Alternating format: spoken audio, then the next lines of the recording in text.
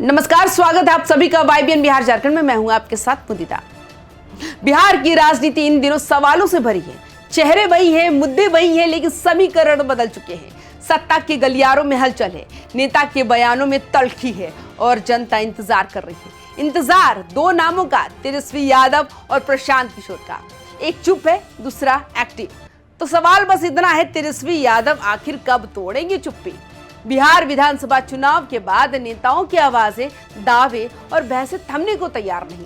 सरकार बन चुकी है, शपथ हो चुका है, विधायक एक्टिव है, लेकिन इस पूरे राजनीतिक परिदृश्य में अगर कोई चेहरा गायब है तो वो है तेजस्वी यादव। चुनाव के दौरान वो सबसे एक्टिव नेता थे। जनसभाएं, भाषण, ट्वीट, पोस्ट, हर जगह तेजस्वी थे। लेकिन परिणाम आने के बाद वही तेजस्वी अब ना तो मंच पर दिखते हैं, ना मीडिया में, ना सोशल मीडिया पर, और ना ही जनता के बीच। नीतीश सरकार के शपथ ग्रहण समारोह में सवाल सबसे ज्यादा चर्चा में था। क्या तेजस्वी यादव को न्योता नहीं मिला था? कई नेताओं ने कहा था कि मिला था, कुछ ने कहा नहीं मिला, और आरजेडी की तरफ से इस पर कोई आधिकारिक प्रतिक्रिया तक नहीं आई। लेकिन इस चुप्पी ने एक और बहस को जन्म दे दिया। क्या ये अहंकार था या रणनीतिक दूरी थी?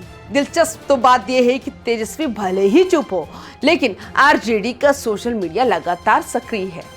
पोस्ट पे पोस्ट किए जा रहे हैं, लेकिन विपक्ष पर नहीं, बल्कि परिवारवाद, मंत्री पद और एनडीए के अंदरूनी समीकरणों पर।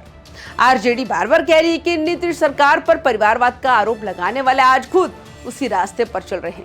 लेकिन सोशल मीडिया की सक्रियता राजनीति की सक्रियता नहीं कहलाती। जनता और वोटर नेतृत्व, आवाज, दिशा चाहते हैं। तेजस्वी यादव विधायक दल के नेता चुने जा चुके हैं। वो विधानसभा नेता में प्रतिपक्ष भी होंगे, और लोकतंत्र में विपक्ष सिर्फ विरोध करने के लिए नहीं होता, बल्कि जनता की आवाज बनने के लिए होता है। चाहे सरकार बने या हारे, विपक्ष की भूमिका शुरू होती है, खत्म नहीं। तेजस्वी यादव ने चुनाव प्रचार के दौरान बेरोजगारी, युवा, स्वास्थ्य व्यवस्था और योजनाओं पर बात की। दिलचस्प बात तो यह है कि इन्हीं योजनाओं को अब एनडीए अपनी घोषणाओं में शामिल कर रहा है। क्या ये तेजस्वी की जीत थी? भले ही वो चुनाव हार गए, लेकिन एक और पहलू है, परिवार। बीते दिनों तेजस्वी की बहन रोहिणी आचार्य के ट्वीट, उनके बयान चर्चा में रहे।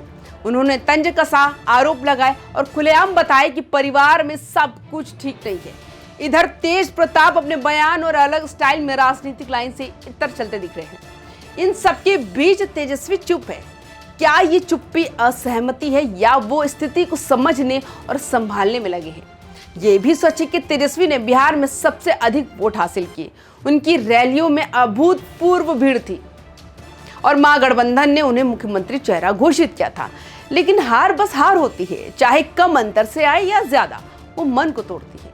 क्या तेजस्वी अपनी इस हार को अंदर से महसूस कर रहे हैं? क्या वो रणनीति बदलने की तैयारी में है?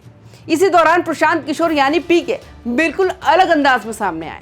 उन्होंने हार स्वीकार की, मीडिया से बात की, उपवास रखा और घोषणा की कि मैं जनता के बीच आऊंगा, उनसे मिलूंगा, उनसे सीखूंगा।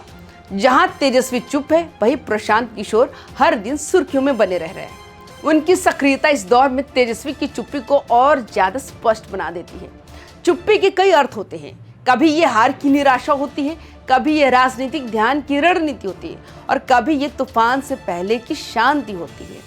तेजस्वी यादव एक युवा नेता है, उनके पास जन समर्थन है, राजनीतिक अनुभव है और विपक्ष की जिम्मेदारी भी।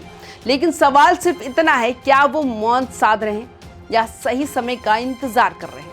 बिहार की राजनीति में अभी बहुत कुछ बदलना बाकी है। वोटर अब सत्ता और विपक्ष दोनों से बराबर सवाल पूछता है, और इसलिए तेजस्वी यादव, अब वक्त है आप चुप्पी तोड़े, क्योंकि बिहार इंतजार कर रहा है उन लोगों का जिन्होंने आपको भरोसा दिया, उम्मीद दी और नेतृत्व सौंपा। तो आखिर कब तक चुप रहेंगे तेजस्वी यादव?